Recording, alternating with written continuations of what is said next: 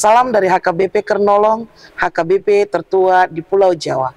Sebelum kita memasuki peraduan malam, sejenak kita mendengarkan firman Tuhan. Mari kita berdoa.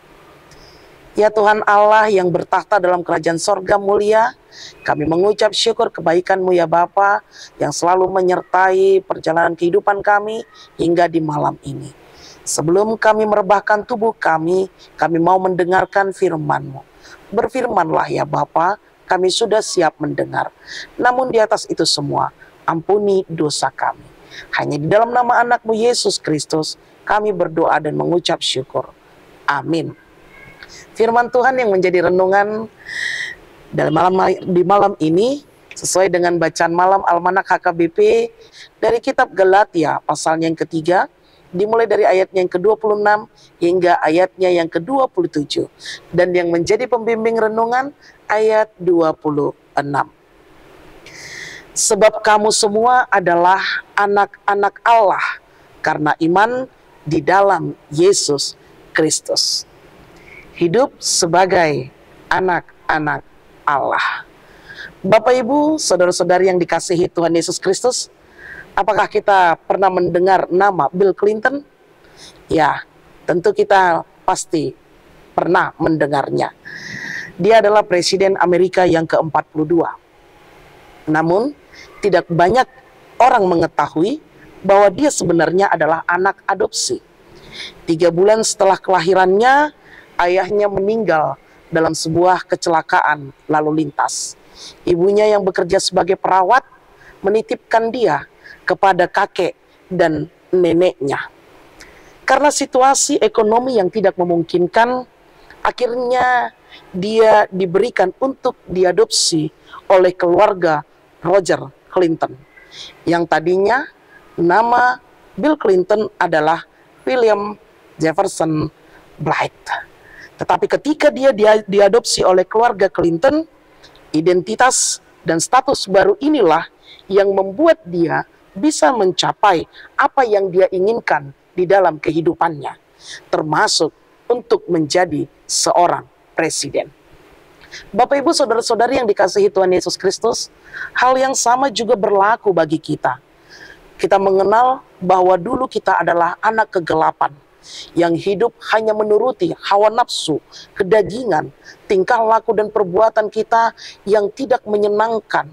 Hidup kita gelimangan dosa, hidup kita tidak bebas dan selalu dikekang oleh kuat kuasa iblis.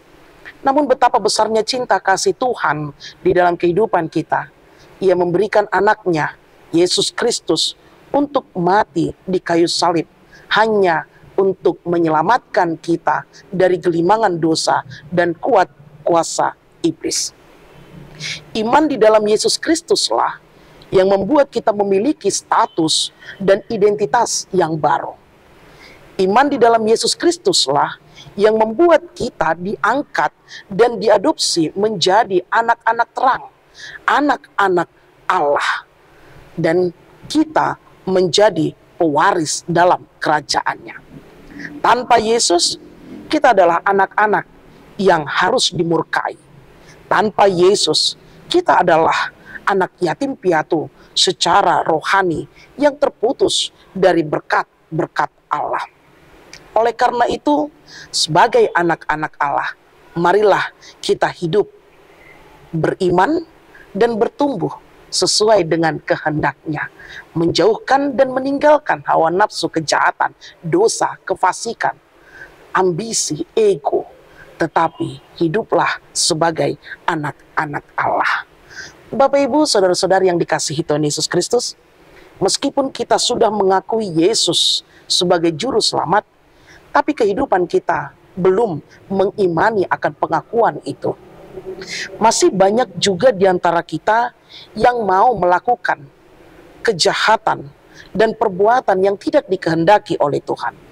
Melalui firman Tuhan pada malam hari ini, kita diingatkan kembali untuk menyatakan iman kita yang sesungguhnya kepada Allah melalui anaknya Yesus Kristus.